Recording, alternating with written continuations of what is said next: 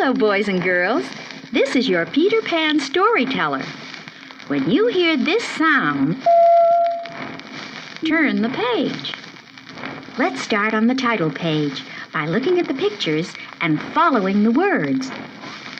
Goldilocks and the Three Bears, adapted by Arvid Knudsen. A Peter Pan book and record.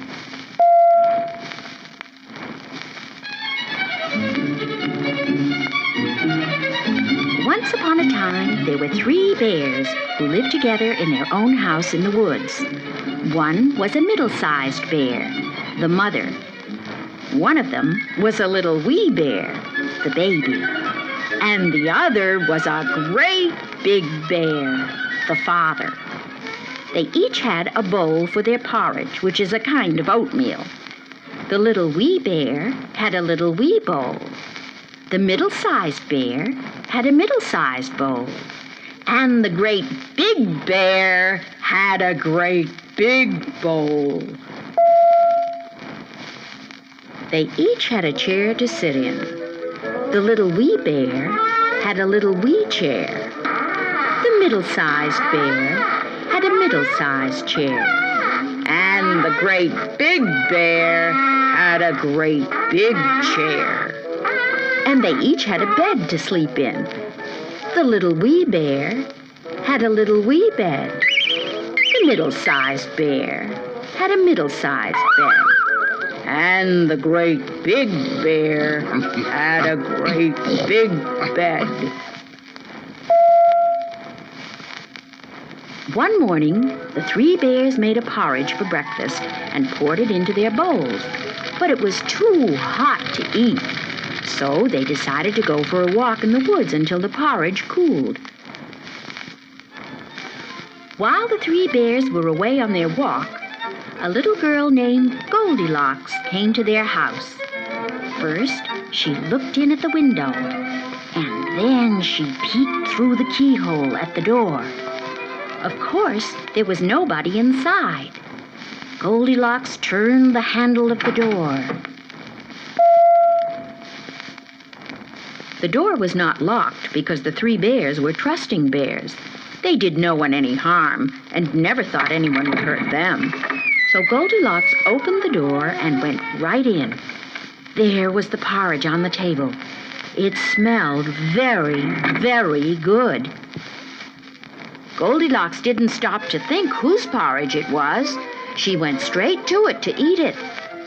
First, she tasted the porridge of the great big bear. But it was too hot. Ow! Then she tasted the porridge of the middle-sized bear, but it was too cold. Brrr. Then she tasted the porridge of the little wee bear. It was not too hot and not too cold, but just right. Goldilocks liked it so much that she ate it all up. Yum, yum.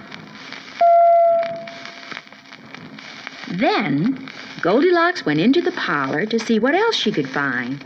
There were the 3 chairs. First, she sat down in the chair of the great big bear, but it was too hard. Then she sat down in the chair of the middle-sized bear, but it was too soft.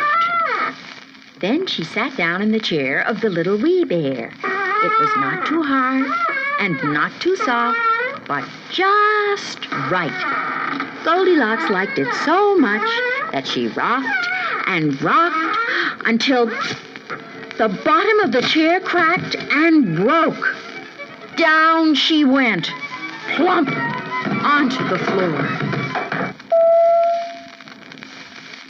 Now turn the record over, and we'll continue on the other side. Goldilocks went into the bedroom where the 3 bears slept. First, she lay down upon the bed of the great big bear, but it was too high at the head for her. Then she lay down upon the bed of the middle-sized bear, but it was too high at the foot for her. Then she lay down upon the bed of the little wee bear. It was not too high at the head and not too high at the foot, but just right.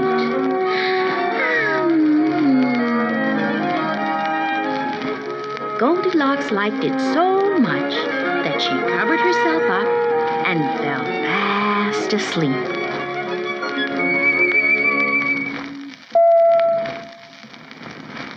By this time, the three bears thought their porridge would be cool enough, so they came home for breakfast. Goldilocks had left the spoon of the great big bear in his porridge bowl. He noticed it first thing. "Somebody has been tasting my porridge," said the great big bear in his great big voice. Goldilocks had left the spoon of the middle-sized bear in her porridge bowl, too.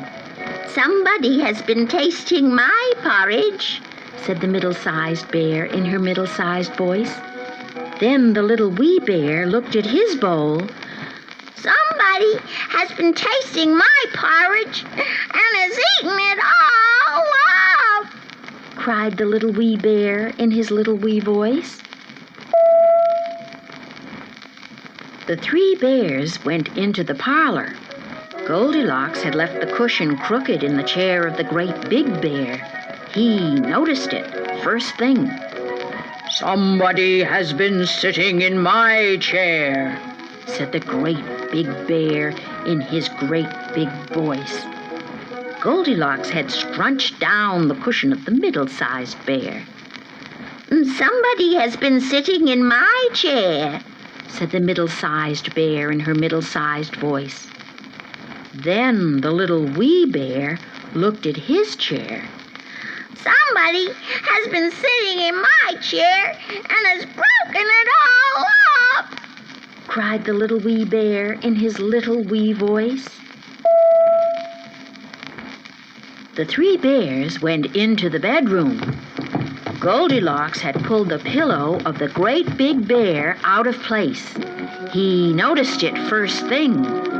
"Somebody has been lying in my bed," said the great big bear in his great big voice. Goldilocks had pulled the blanket of the middle-sized bear out of place.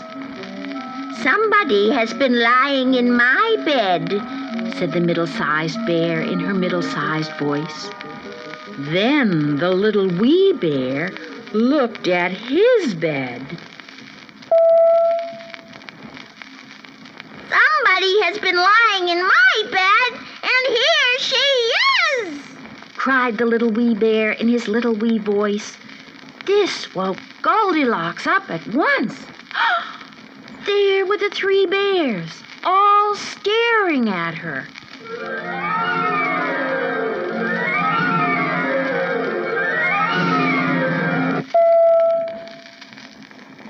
Goldilocks was so frightened that she tumbled out of bed and ran to the open window. Out she jumped, and she ran away as fast as she could, never looking behind her.